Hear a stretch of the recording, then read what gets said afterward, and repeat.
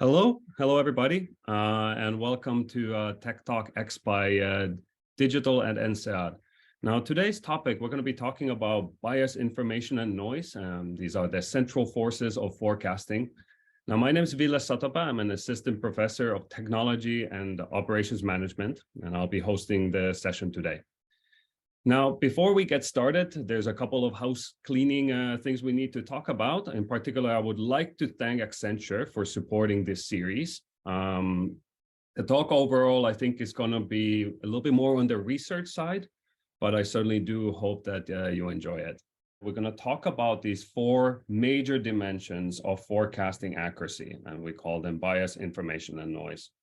Now, this is related to some research that I've been looking at for a couple of years now. Now, let me give you a quick outline of the talk. So first thing, what we're going to do is that we're going to talk a little bit about good judgment. Now, what I want to mention here is that the entire talk is really related to judgmental predictions. So these will be the kind of predictions that a person would make. You could think of this as your educated guess, some sort of an expert opinion, right?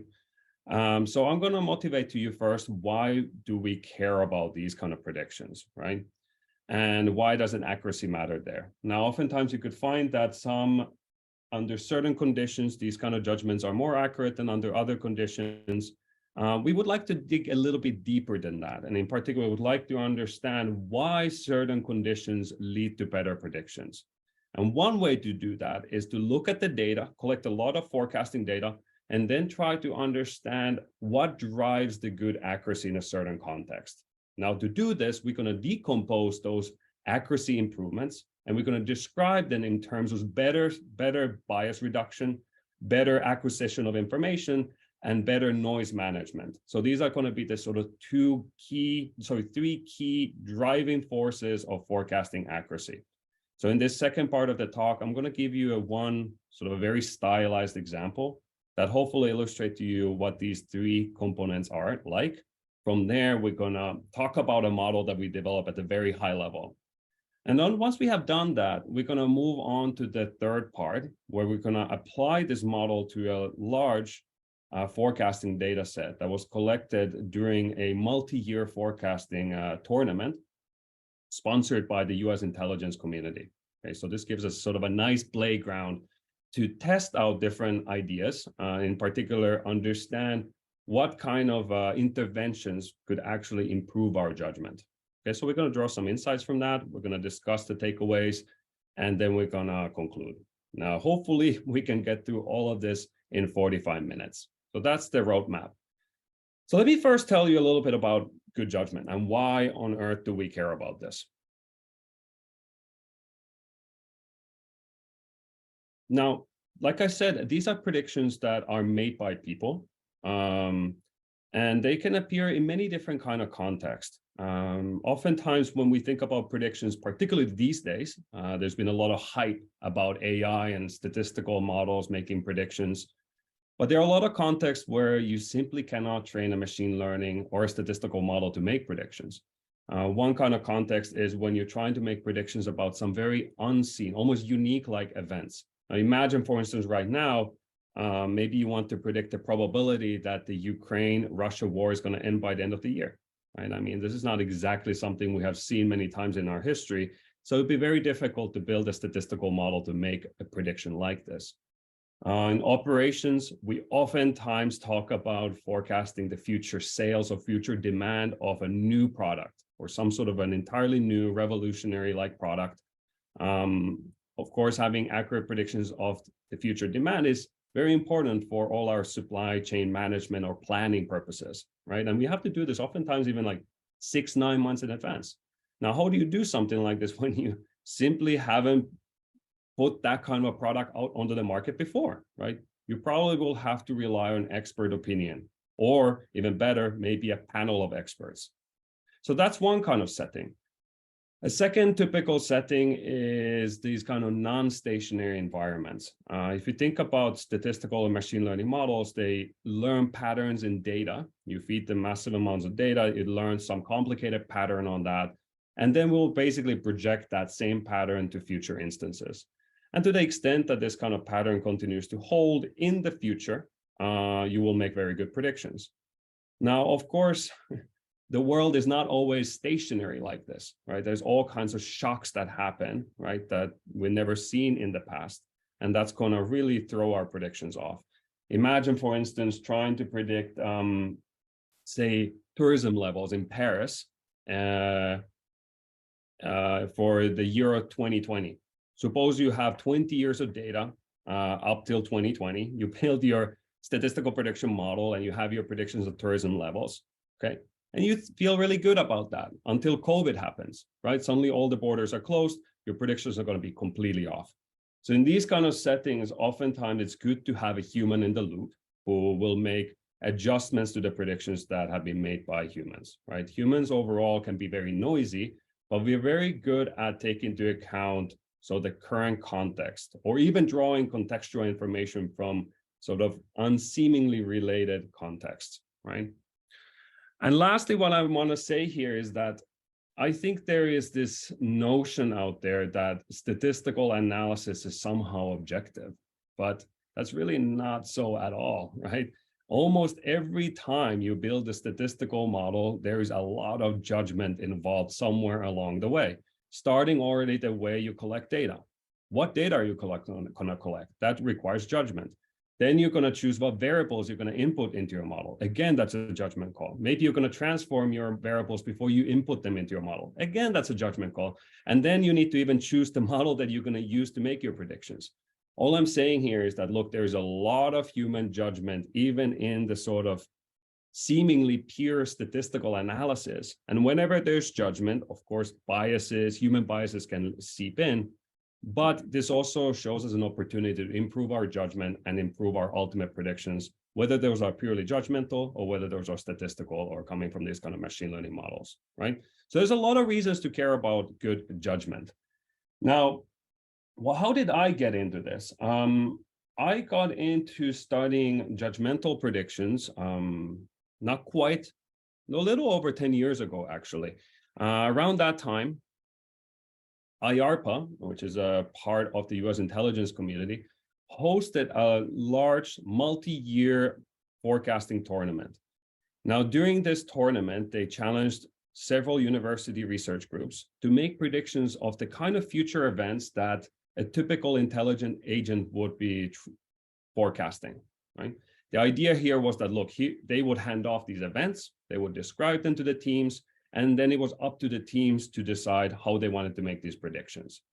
Now, these events, they were actually extremely varied. And let me just give you a little flavor of these. Now, here you see a couple of them that were actually included in the tournament.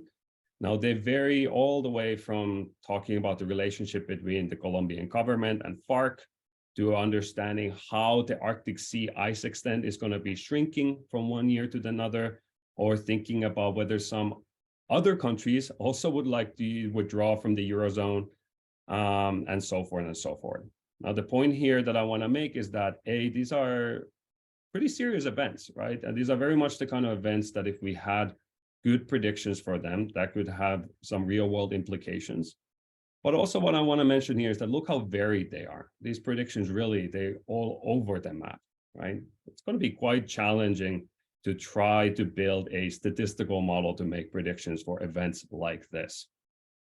So what we did in our team, I was part of the team at the University of Pennsylvania. Our group's name was the Good Judgment Project. Effectively, we took a judgmental forecasting approach. The idea was to hire a large number of individuals, filter them through some psychological testing, and then ask them to make judgmental predictions of these events, right? That really was our approach. Now, how were we evaluated, right? We were essentially evaluated against whether these events actually happened or not. Now, these are mostly binary events, so meaning that each event either happened or it didn't happen.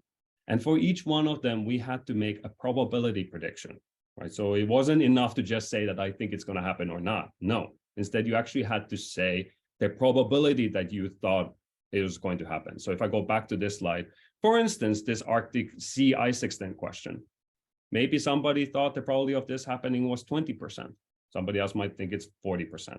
The point being that these are the kind of predictions that were asked. They were probabilistic, not point predictions. Now, how do you score probabilistic predictions of binary outcomes? The state-of-the-art technique is known as prior score. Okay, for each event and prediction pair, it assigns a number between 0 and 1. And 0 here being best. That means perfect accuracy. And 1 means the worst. Okay, you could not have been more off than that. Now, to illustrate this to you, imagine that I have a meteorologist, okay, who's predicting the chances of rain for the next 3 days. Okay, so the first day, this meteorologist predicts a probability of rain being 90%. Turns out it actually rained, so we're going to encode that as 1. Then the way the prior score measures the accuracy is that it takes just simply the distance between the probability and the event indicator, and it will square that. So here the distance is 0.1, we square that, so we get a prior score of 0.01. Okay, that's just one event. Now the next day, the meteorologist predicts 0.4. That day actually didn't rain, so we encode that as 0. The prior score will be 0 minus 0.4, the distance, squared, which gives us 0.32. For the final day, the meteorologist was actually really off. The prediction was 90%, it actually didn't rain. So this is bad. The prior score is going to be pretty high. It's again 0.9 squared, which is 0.81.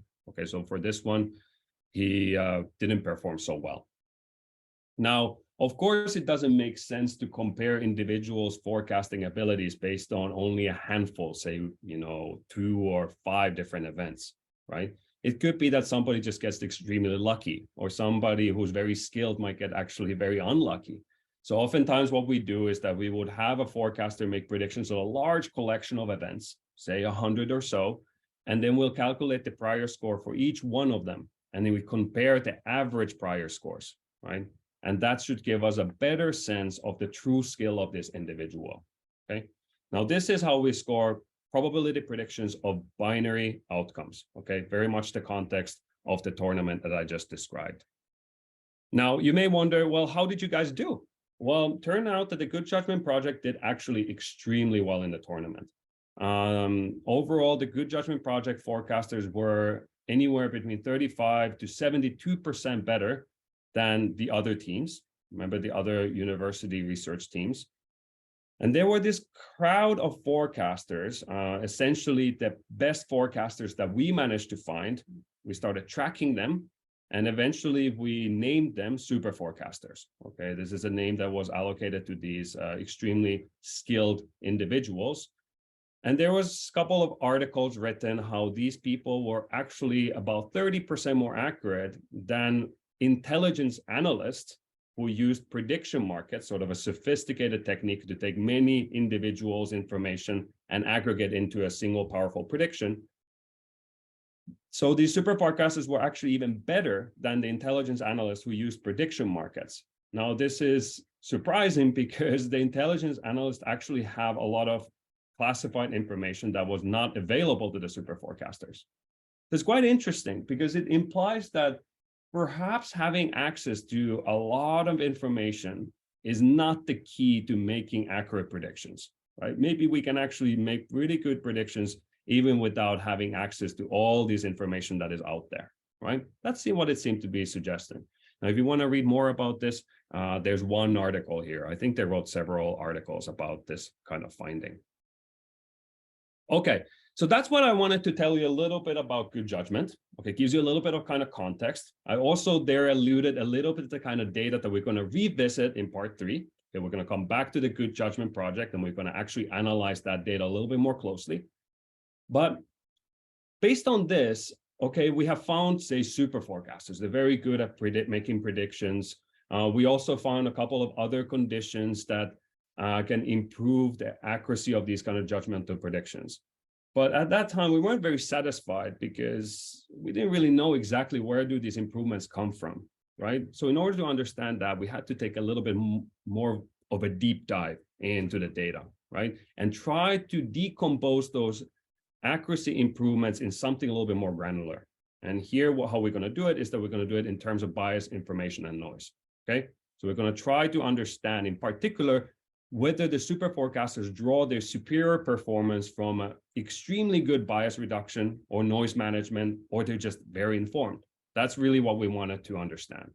So before we can look at those results, let me try to illustrate to you specifically what do I mean by bias, information, and noise, okay? I hope that this will give you a little bit on intuition before I just shove all these results in front of you.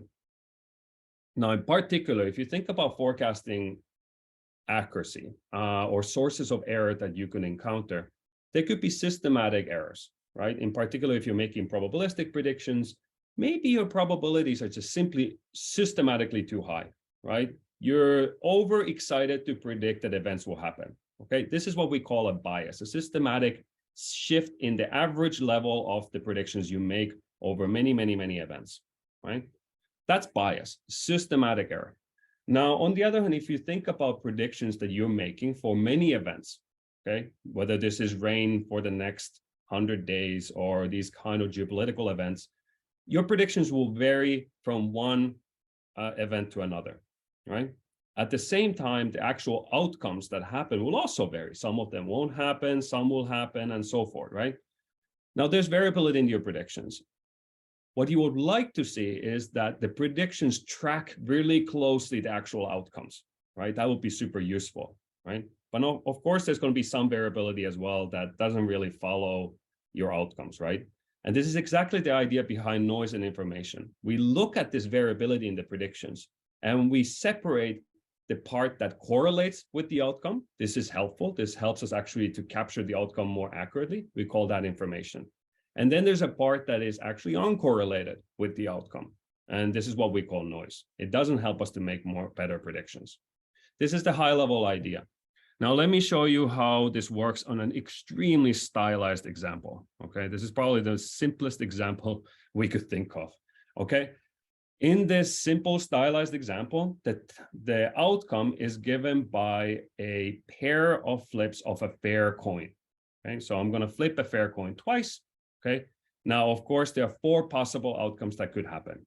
Okay, either I get two tails, or I get heads and then I get tails, or I get tails and then I get heads.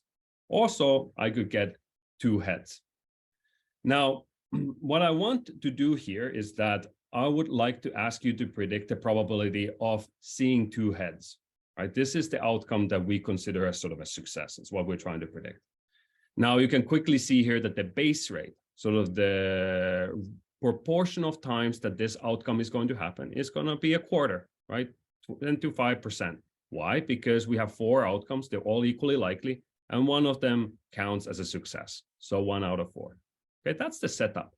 Now we're going to play this game repeatedly, right? So for instance, here I'm just giving you made up outcomes, but the idea here is that round 1, we flipped the coin twice. We got a heads and tails. The outcome didn't happen, encoded as 0.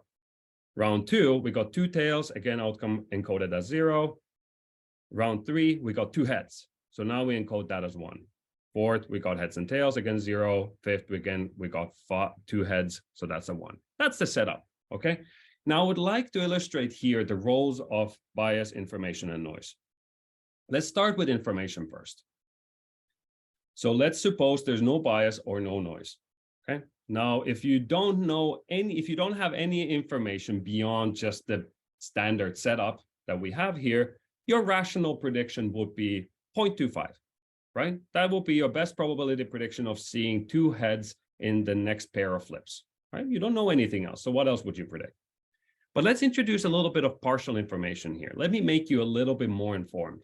And the way I can do this sort of easily here is that I will tell you the outcome of the first flip, okay? Now, of course, if the first flip turned out to be tails, you know that two heads is not possible anymore. So you will predict 0. 0 probability for seeing two heads.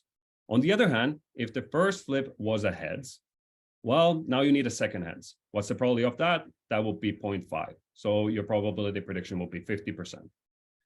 Now these two, so your prediction would now vary between 0 and 0.5, depending what I tell you about the first flip, right? These are all both equally likely. So on average, if we play this game many, many rounds, your prediction will be equal to 0.25 on average over a long run, which is exactly equal to the base rate.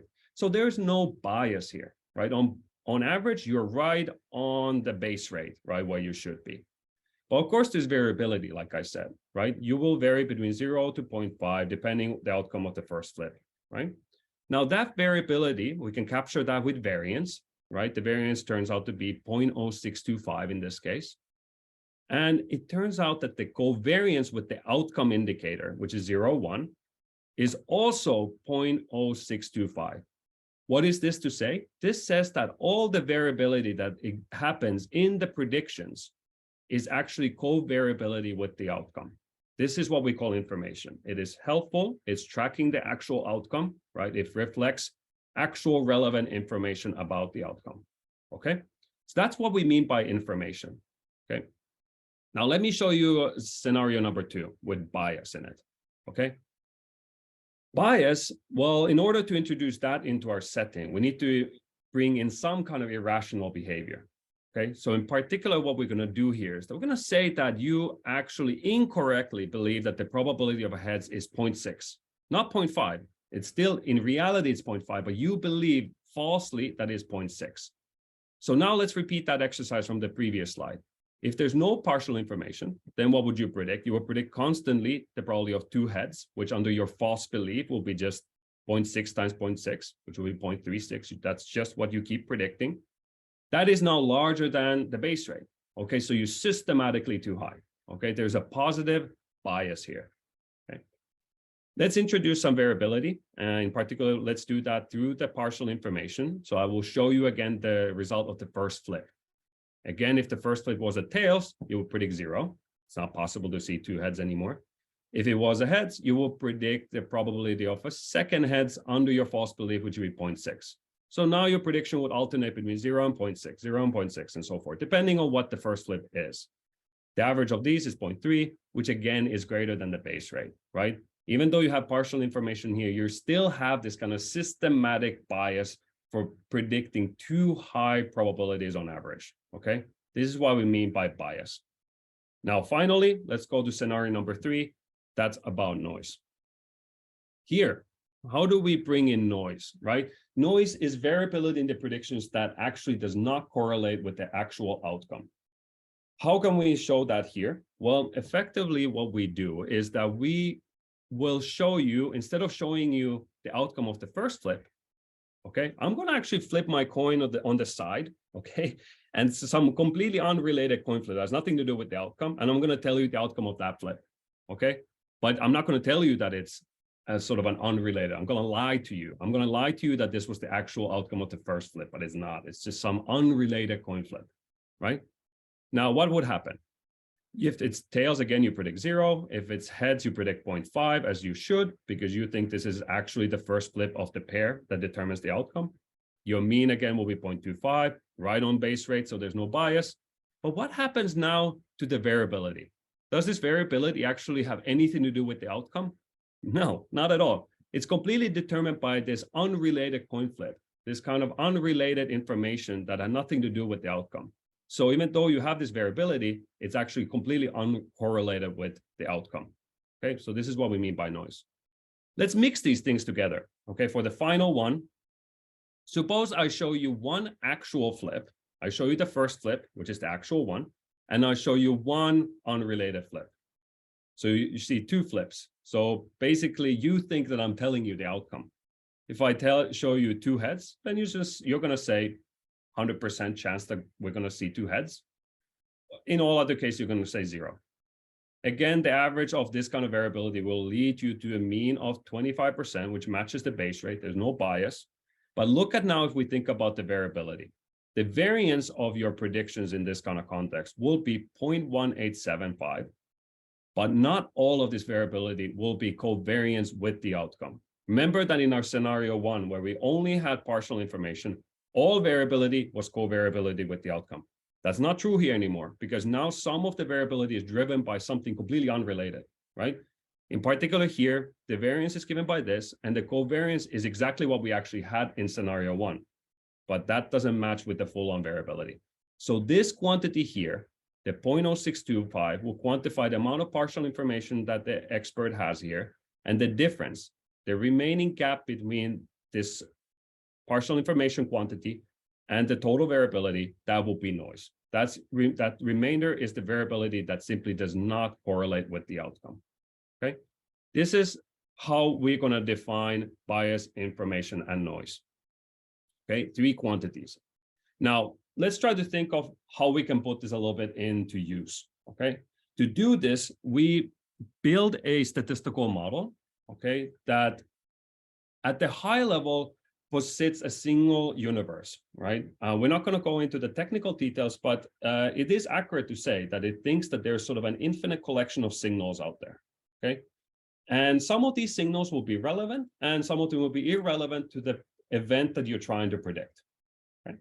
Now, what we do is that we can determine the event outcome by collecting all the relevant signals in the universe, right? And you can think of these as in some sort of evidence in favor of the event happening, right? If the sum of these relevant signals is positive, right, there's sort of more evidence in favor of it happening, the event happens, else it does not, right? This is how we're going to abstract this idea that we had on the simple toy example.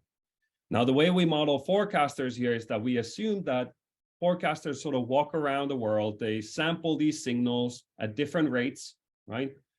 Maybe the expert finds some signals, right?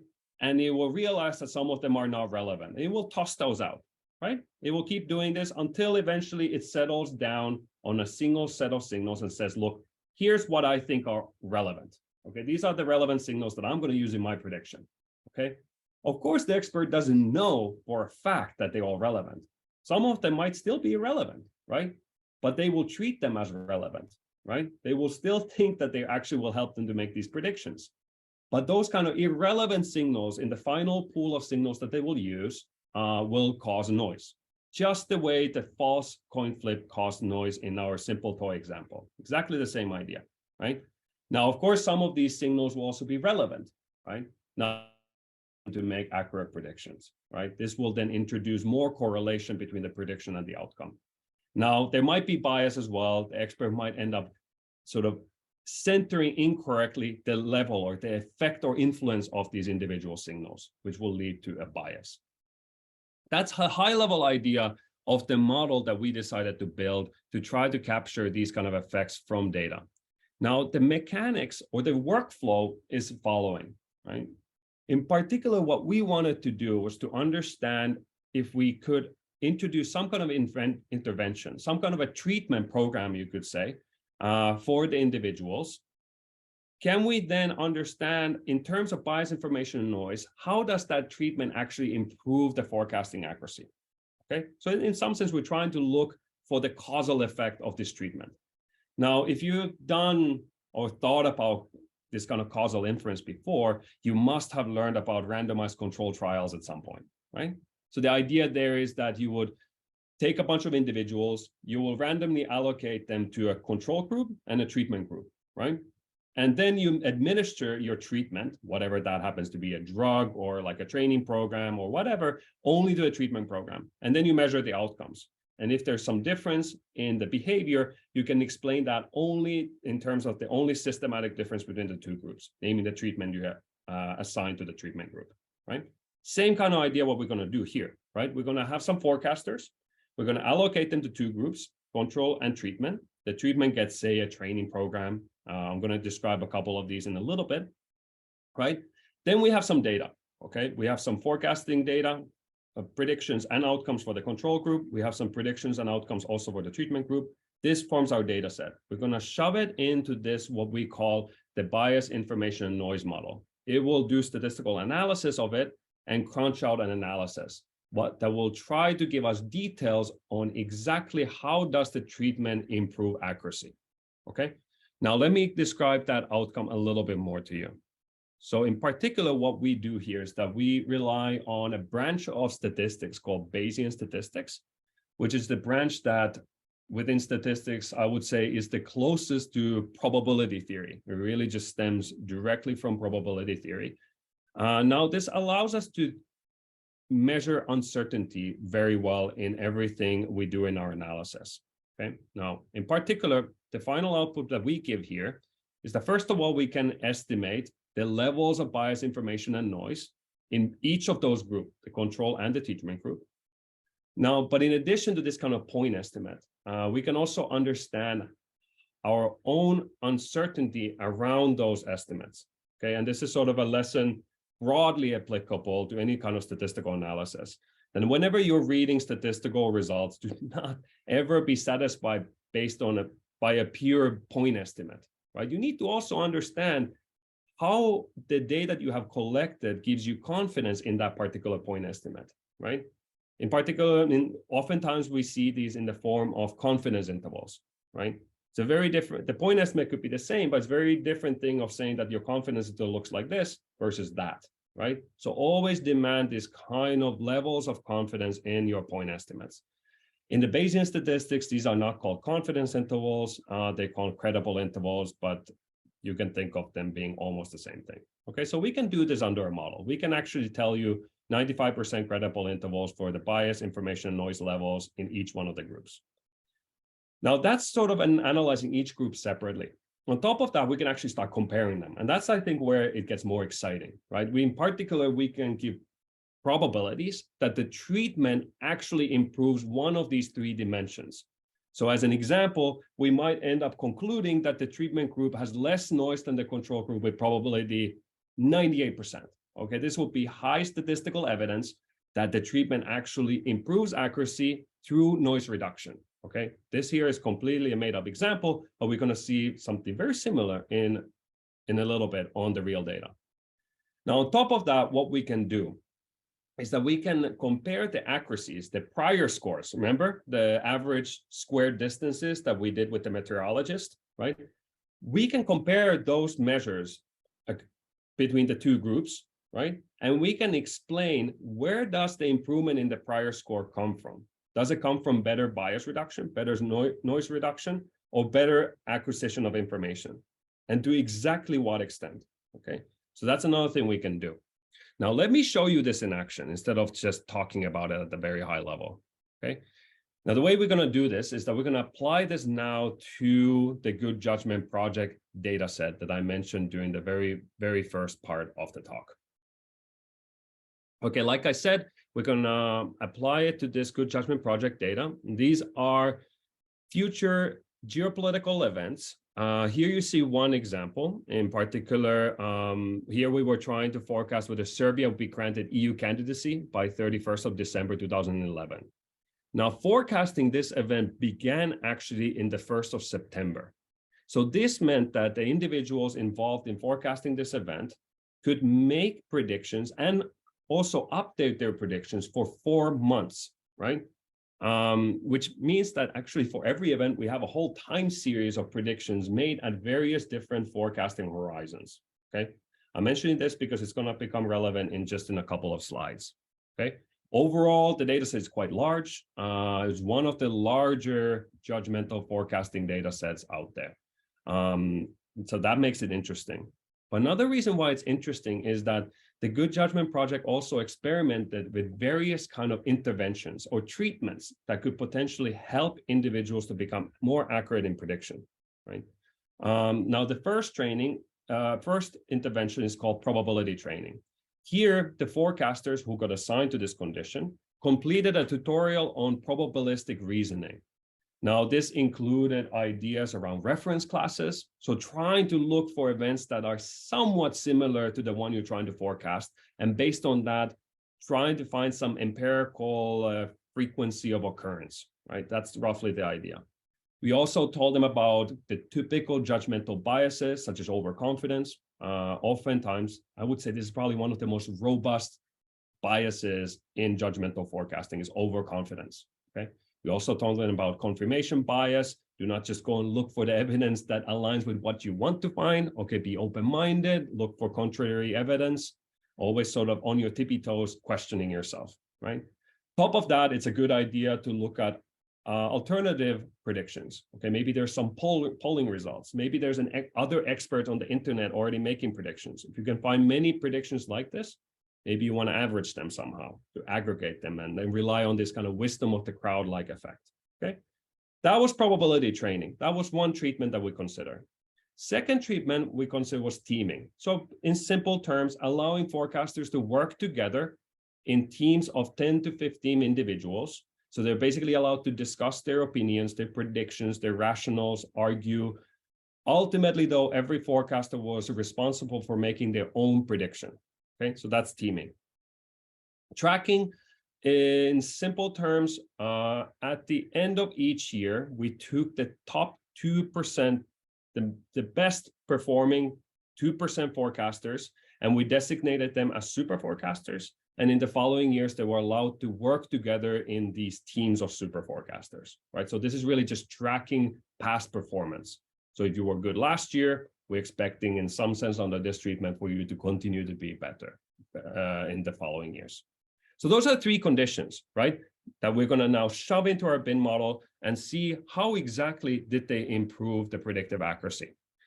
Now, to do this kind of analysis over many kind of events over a period of 4 years, first thing we're going to do is that we're going to standardize the forecast horizon. Remember, for instance, in the Serbia example, they could make predictions for over 4 months. They could make predictions and update them.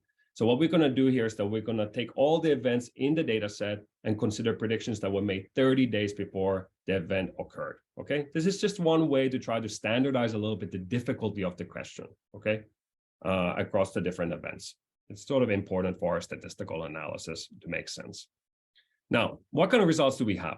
Now, I noticed there are a lot of information on this particular slide, and we don't have time to dig into each one of these numbers, but this is the kind of results you could get out of the bin model, right? In particular, let's just focus on the first column here.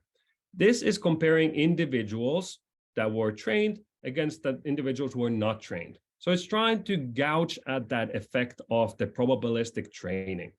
What we see here is that the bin model says that the probability that training reduces bias is 86%.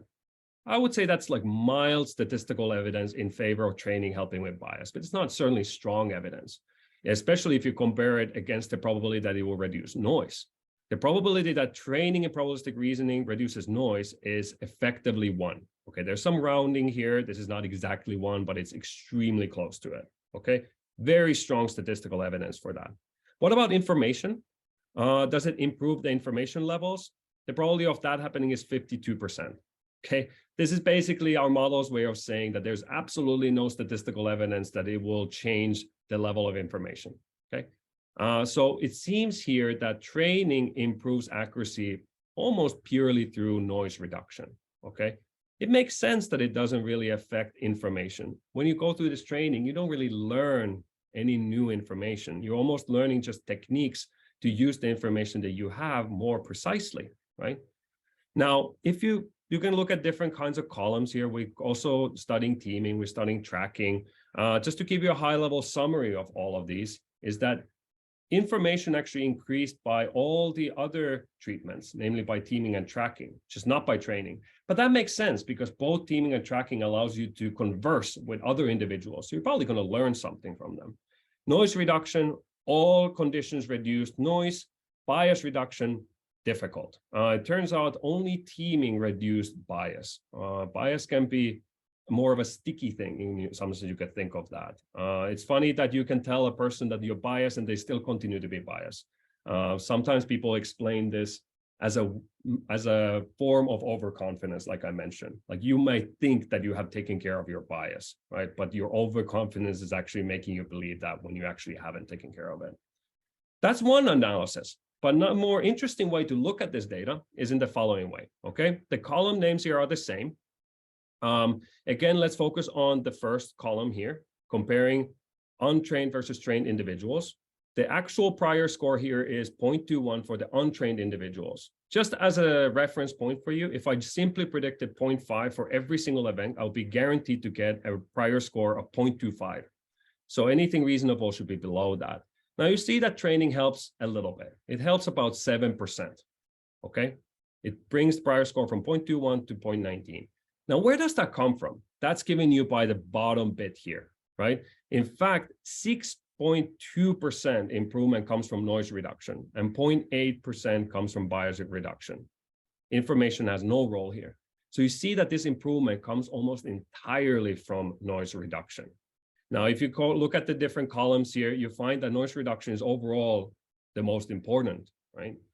In fact, in training, It was almost entirely through noise reduction, but the teaming and tracking tend to tap into all the three different components, right? So they also improve information. They also reduce bias. Now, that was the 30-day result.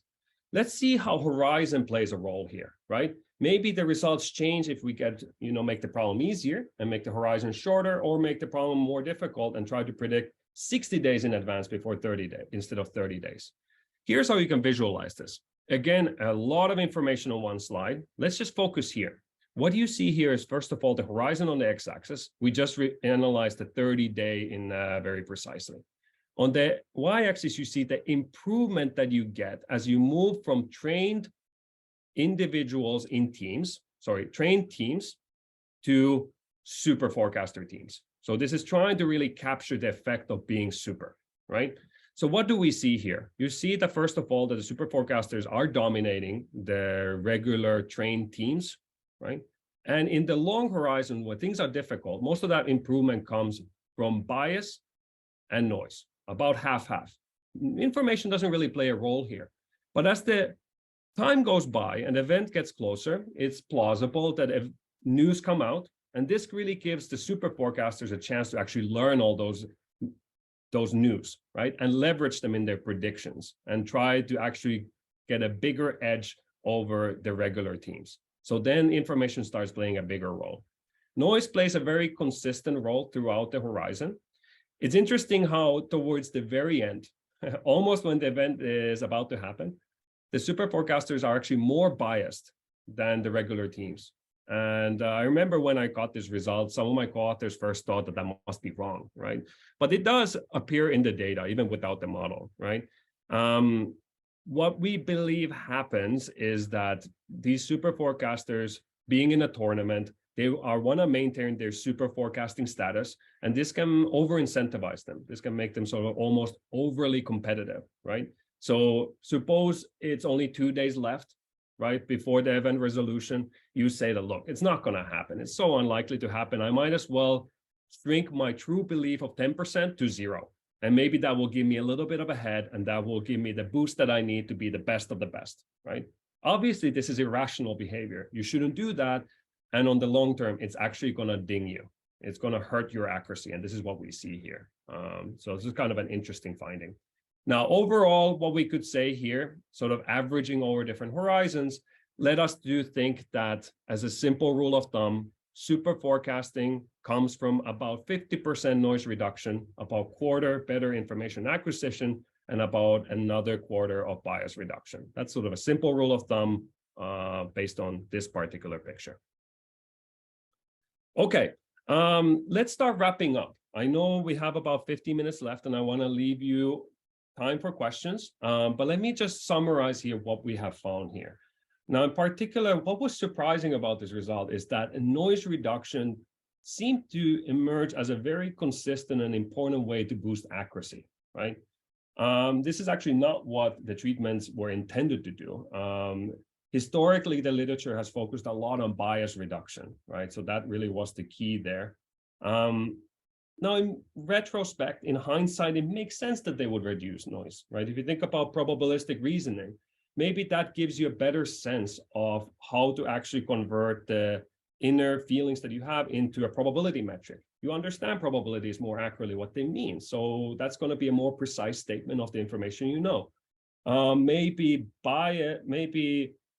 being in a team, there's going to be some sort of social influence, right? You are in some sense, you don't want to lose your face in front of all your teammates. So you're going to think for a second again before you make some overly confident predictions, okay? This is going to lead you to reduce noise, okay? Now, a couple of interesting observations about our top performers, the super forecasters. Before, we thought that super forecasters were super because they were extremely good at finding information, right? But this seems to now suggest that they're just extremely good at converting what they know, sort of stripping off that noise, that bias, and using what they know to make it into a very accurate probabilistic statement, right? So in some sense, one can say here that perhaps discipline is actually more important in accurate forecasting than creativity, right? I'm not saying that either is not important, but here it seems like discipline is actually surprisingly important. Also, in these kind of tournaments, it was interesting for us to see that they can actually end up over incentivizing even these superior, like extremely skilled individuals like the super forecasters. Now, let me say a couple of words here, right? So we talked about this bin model that allows you to get a very granular view of forecasting performance. And it does this by decomposing any difference in accuracy into bias information and noise, okay? And it does this by inputting predictions and made by two groups, by a treatment group and a control group. And then it will tell you where exactly do the differences come from. And as I mentioned, we found that noise is very important, okay? It is an important driver of accuracy. Now, you may wonder, how could I then reduce noise? Okay, what could I do about that? Daniel Kahneman actually recently wrote a book called Noise. That's a good book to read. He also has a Harvard Business Review article where he talks about noise audits. So the idea here will be that you give two employees in your company the same task with the same information and see how different their estimates look like, right? They shouldn't be too different. Ultimately, they have the same information. If they disagree largely, there is a lot of noise in your system, okay? So maybe you need to think about it. You could try to train your individuals. We found that this kind of training in probabilistic reasoning was very helpful. Second is to use this wisdom of the crowd-like ideas. So find multiple predictions and aggregate them. We actually have a follow-up paper where we use the bin model to analyze different types of aggregators and see how do they improve accuracy over the individual. And in particular, what you find is that averaging is a very effective way of reducing noise, okay? It might throw out some information, but it reduces noise very effectively. Okay, but you may also try to help the individuals to sort of filter through the amount of information that there is out there, right? Today, there's a lot of fake news. It's really hard to tell these days actually what's real and what's not, right? And this is all just going to lead to a lot of noise in our judgment. Okay, so trying to actually filter through this somehow can really help in improving our judgments. And lastly, if you can, oftentimes machines, even though they may still be biased because there's a bias in the data sets due to our own judgments, but machines are very good at crunching humongous amount of information and converting that into a probabilistic prediction, right? If you have a lot of data and the world is relatively stable, stationary, you should replace human judges with these kind of machine learning algorithms, right? But as we saw in the beginning, this is not always possible, okay? Here are a couple of references. So in particular, the first one is the main paper that we wrote. The second paper is the follow-up paper. Okay, this is about aggregation, right? If you're interested in that. There's a couple of sort of easier popular press articles as well. The first one is a podcast where Bart Mellers and I, so my co-author, we talk about these ideas. And the second one is from INSEAD Knowledge. This was actually a project that Wharton and INSEAD worked together to write two joint pieces.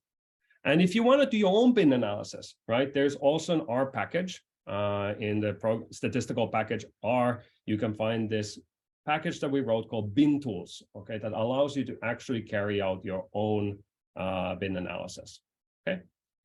So let me leave it at that. I'm sorry, I went a little bit over time. There's still, I want to respect everybody's time. So we have about 10 minutes to look at questions. So let me see here. Okay. Anonymous attendee is asking about one of the very few first slides. I think there may have been some calculation error here. You're asking about the score should be 0.16. So this should be yeah, you might be right. Yes, this should be 0.4 squared, right? Whatever that turns out to be, right? Good catch. But point being, take the distance between the event indicator probability squared. Okay, that's what gives it a prior score. Okay. in the beginning of the works of the bin model, did you consider the path of causal inference instead of Bayesian? Oh, that's interesting. Well, if you think about it, causal inference is just a way of trying to get a causal effect, right? Here, simply the fact, say, take the probabilistic reasoning or the training. We already did, in some sense, an RCT, a randomized control trial, right? Now it's just a matter of the way we're trying to actually capture the treatment effect, right? And we do that using a model, right? So it's still causal, right? It's just that we're using a different kind of model to capture that causal effect, right? Why did we do it as a Bayesian way? Maybe this is a little bit of a philosophy, but I personally tend to use Bayesian statistics to estimate all the models that I work with, in particular because it is completely probabilistic, meaning that every parameter of my model is treated as a random quantity. And in the final output, I will understand the full, what we call a posterior distribution of that parameter. Well, this posterior distribution will give you your best point estimate, but it will also tell you basically everything you know about that parameter conditioned on the data you got, right? So it will precisely quantify as well, how much exactly do you know about that parameter given the data you got, right? So it might be that you have very little data, so your posterior interval will be very large, right? If you have a lot of data, you can really pin it down. But I want to know how accurately can I pin it down? And Bayesian statistics is wonderful for that, okay?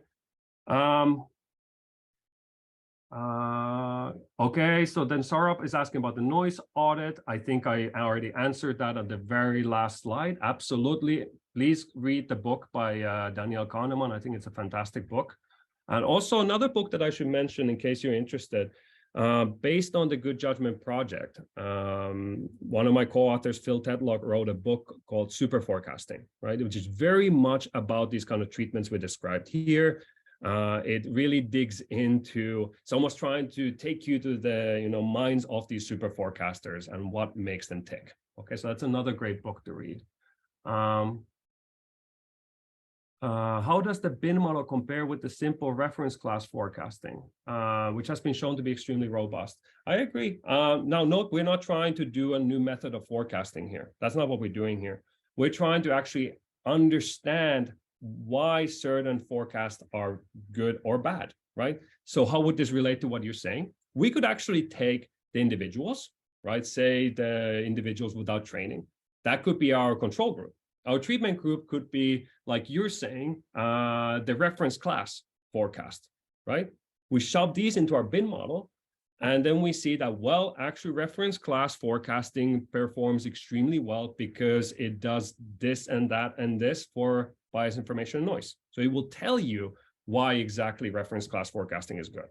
But it's not a new way to make predictions. No, it's a way to understand the predictions that we make. Okay, I hope that clarifies.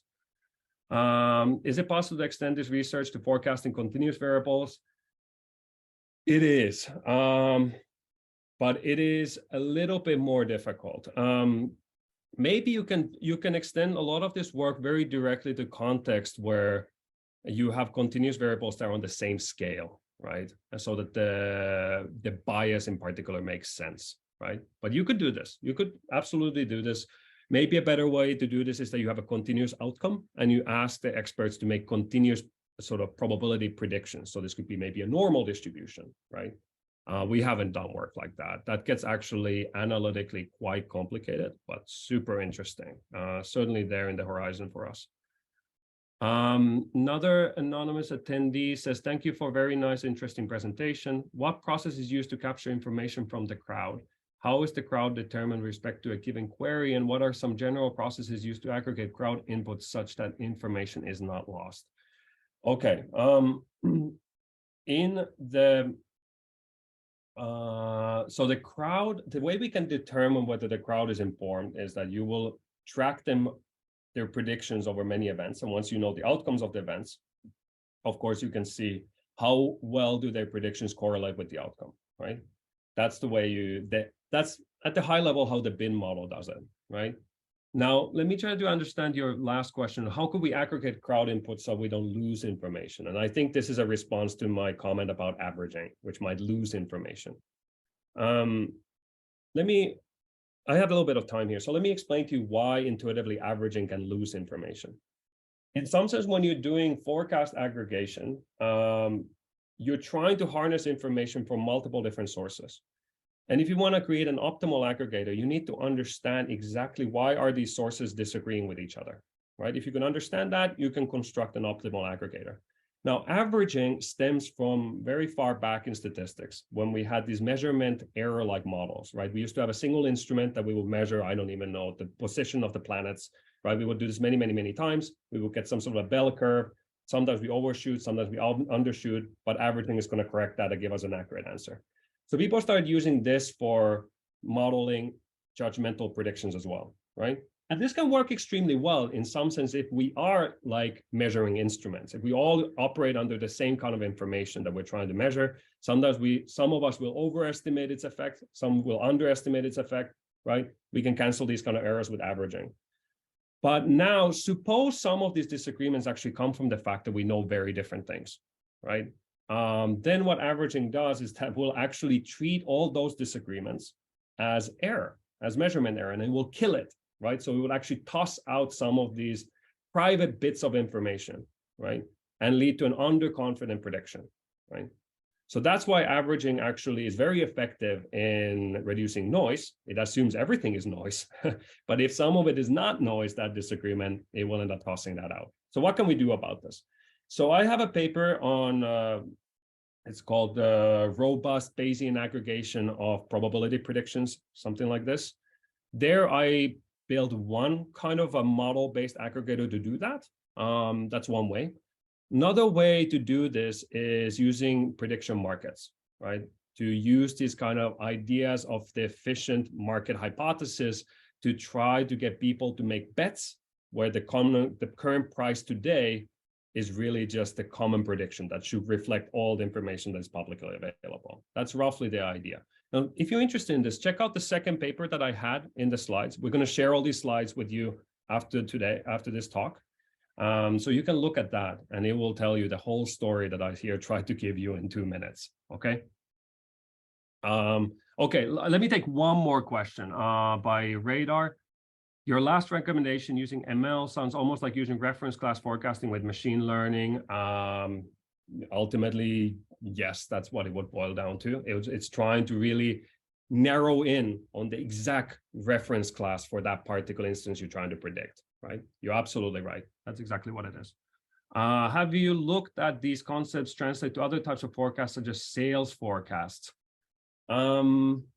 We have not looked at sales forecasts, but that could be interesting. In particular, I know that I think it's the M5, the Makridakis competition is looking at some of these sales data right now, coming from Walmart. One could build machine predictions for that and then try to analyze that. That'd be one quick way to do it. But I don't know of any large data set involving judgmental predictions of sales. And in particular where you would also have an interesting intervention, right? Of course, you could apply the bin model just to one group on its own. But for researchers, for us, it's really interesting to have an intervention that then we can try to understand how exactly does it improve predictions, okay? Okay, last question, William. Are you suggesting using machine learning, but does this remove noise or bias? Probably depends a lot on the context, but my hunch feeling is that it will do both. Okay, in particular because you will use, it's using a lot of historical data to anchor in all these base rates. That's probably going to do very good for the bias reduction. And these kind of machine learning models or statistical models tend to be quite calibrated when they make probability predictions. By calibrated, I mean that if I say that the probability is, say, 35%, and if I collect all the events for which I said 35%, if 35% of those events actually happen, meaning that my probability prediction matched precisely with the empirical frequency of the events, and this is true for every prediction I make, not just whatever 32%, right? Then I'm calibrated, right? And if I'm calibrated, then I am leveraging information very efficiently, meaning that there's very little bias, very little noise. So my hunch feeling, based on those kind of results that I've seen in the machine learning literature, is that these kind of models would reduce noise and bias, okay? But there's some work on this as well. Just look at the second paper that I had in the International Journal of Forecasting. We also used there some supervised ways of aggregating predictions, right? Which you can, maybe it's a little bit more closely related to this question, right? So if I have a training set of past predictions and outcomes, can I start aggregating in a very sort of a clever way and do even better? Turns out, yes, you can, but exactly where does that boost come from, okay? If you want to know the answer, I encourage you to go and look at that second paper, okay? I think we're out of time. This has been super fun. We're going to share all this material with all of you. Thank you so much again for coming and listening to me. Thank you.